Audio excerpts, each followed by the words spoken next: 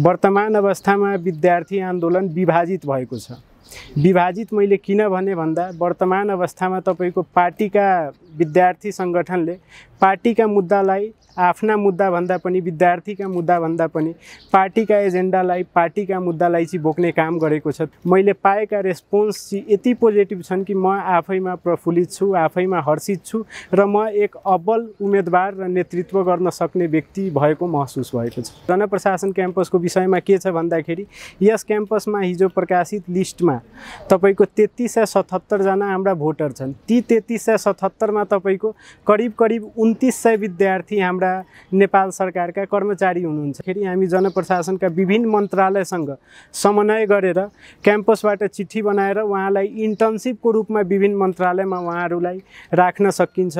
2078 सालमा भर्ना भएका अहिले एमपीए का चौथो सेमेस्टरका साथीहरू अहिले एउटा पनि ब्याचले थेसिस गर्न सकेका छैनन्। जनप्रशासनका विद्यार्थीलाई म ठुलो सपना बाँड्दिनँ। म जनप्रशासनका विद्यार्थीलाई केसँग जोड्न चाहन्छु भन्दाखेरि हाम्रा यहाँका विद्यार्थी तपाईको आफैमा एउटा अब्बल विद्यार्थी हुनुहुन्छ। देशमा भएको नीतिहरू, एक्जिस्टिङ नीतिहरू, पाइपलाइनमा भएको नीतिहरू, त्यो विषयमा हामी जनप्रशासनमा डिस्कोर्स गर्न सकिरहेका छैनौँ। म सरकारलाई, जनप्रशासनका त्यो टिमले सरकारलाई यो नीति देशमा आयो भने यसको मेरिट यो हुन्छ, यसको डिमेरिट यो हुन्छ भनेर चाहिँ म सल्लाह सुझाव प्रतिवेदन सहित दिन चाहन्छु र त्यो मेरो मुख्य एजेन्डा हुनेछ। मेरो नाम अनिकेत तिवारी। म यस जनप्रशासनको 2076 सालमा बीपीएमा ब्याचलरमा भर्ना भई हाल एमपीए मास्टर्सको एमपीए पहिलो सेमेस्टरको विद्यार्थी हो।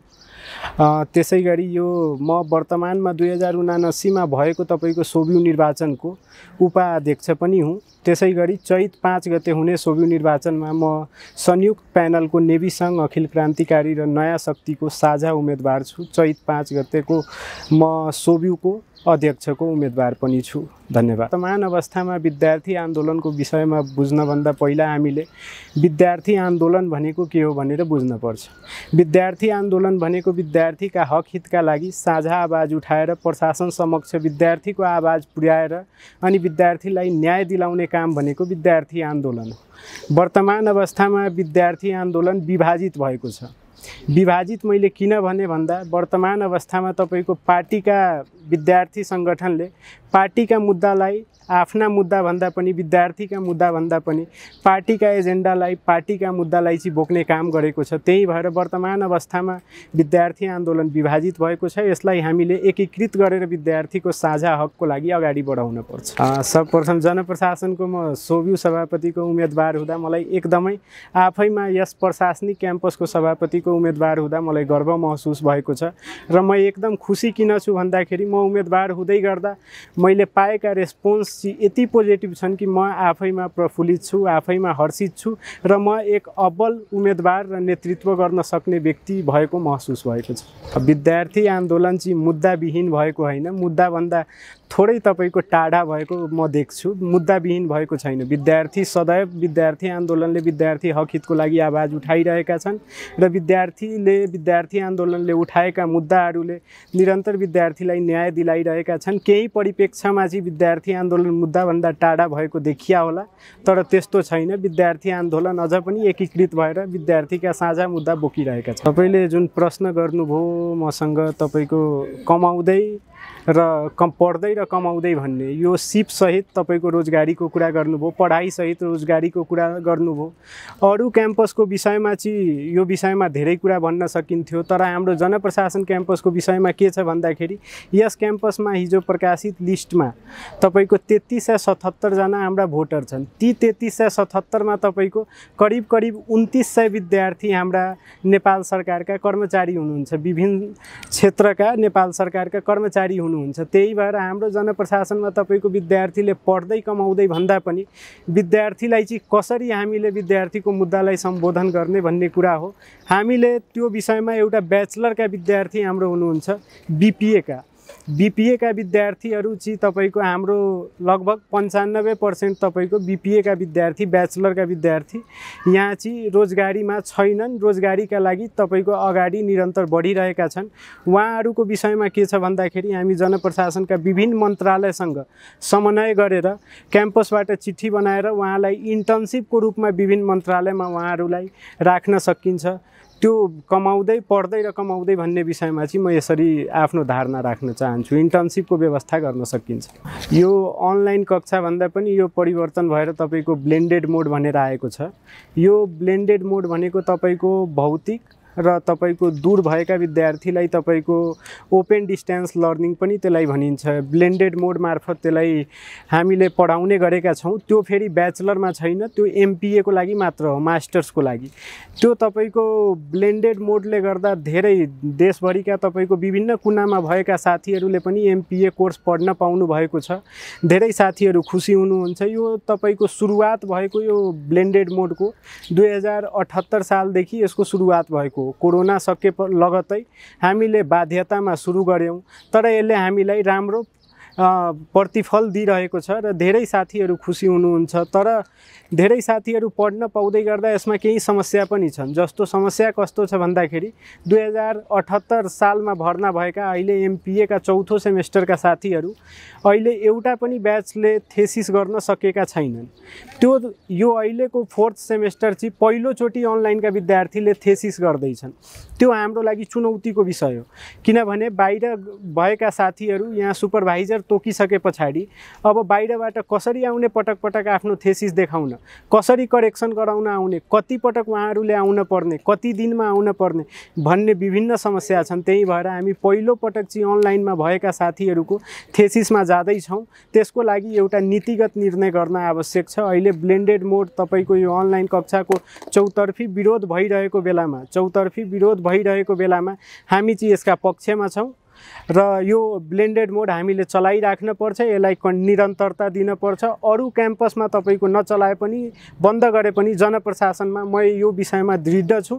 जनप्रशासनमा अनलाइन कक्षा चलाइराख्न पर्छ। म अब तपाईले विश्वको कुरा गर्नुभयो, विश्वसँग जोड्न भन्दा पनि म जनप्रशासनका विद्यार्थीलाई म ठुलो सपना बाँड्दिनँ।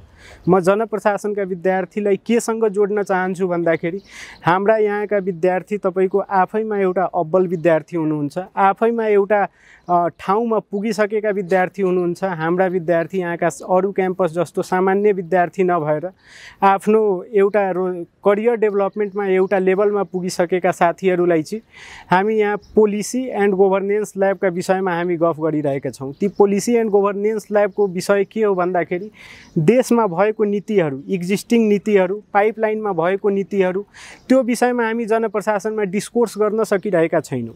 त्यो विषयमा हामीले चाहिँ देशका विभिन्न मुद्दाहरूमा, अन्तर्राष्ट्रिय मुद्दाहरूमा हामी चाहिँ सामूहिक डिस्कोर्स गर्न खोजेका हौँ। विद्यार्थीहरूको म प्रेजेन्टेसन भन्दा पनि, पढाइ भन्दा पनि तपाईको डिस्कोर्समा बढी विश्वास राख्ने व्यक्ति हो।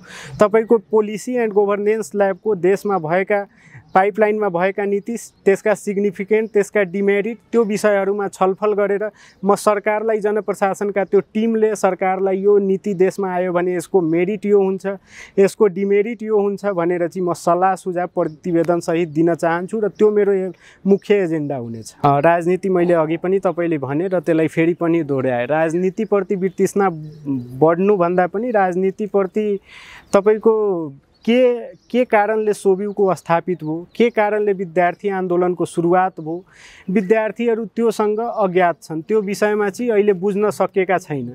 अब विद्यार्थी आन्दोलनप्रति वितृष्णा बढेको होइन, विद्यार्थीले विद्यार्थीका साझा मुद्दा, साझा विषयवस्तु बोक्न छोडे पछाडि त्यसको वितृष्णा बढेको हो। तपाईको विद्यार्थी आन्दोलन विभाजित भइसकेको छ। अब कुनै पार्टीले यो विषयमा चाहिँ तपाईको पार्टीले यो मुद्दामा मात्र बोल्नु है भने पछाडि त्यो मुद्दामा मात्र बोलेका छन्, यो मुद्दामा नबोल्नु भने पछाडि चुप लागेका छन्।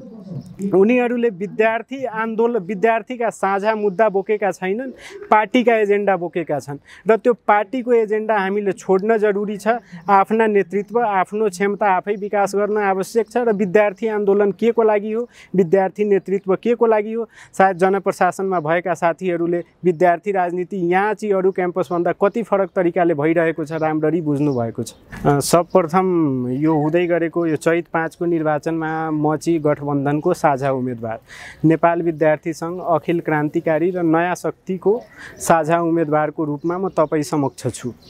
त्यसै गरी अब तपाईँले गरेको प्रश्न म चाहिँ अरू उम्मेदवारभन्दा किन फरक, म अरू उम्मेदवारभन्दा फरक किन छु भन्दा म यही क्याम्पसमा सबभन्दा पुरानो विद्यार्थी हो।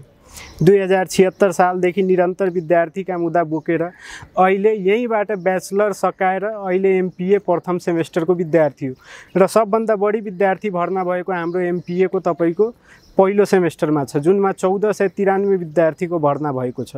म अरूभन्दा फरक त भन्दिनँ, तर म अरूभन्दा बढी अनुभवी छु।